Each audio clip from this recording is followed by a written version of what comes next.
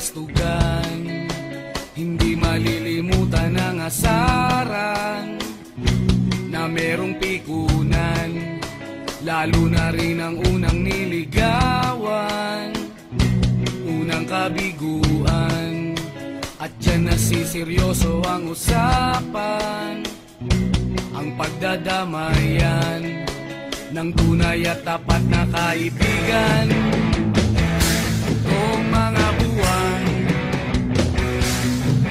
kaibigan namang maaasahan.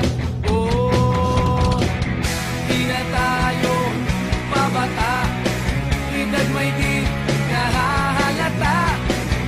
Sa mga trip unti-unti na tayo nagsasawa.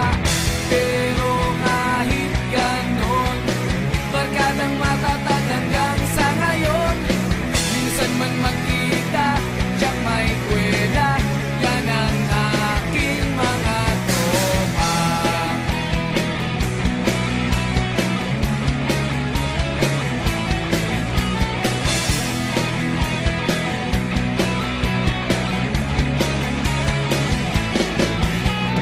Inuman na pang magdamagan, minsan inaabot pa ng ayaan, na kung saan-saan, na para bang walang kinabukasan at kahantungan.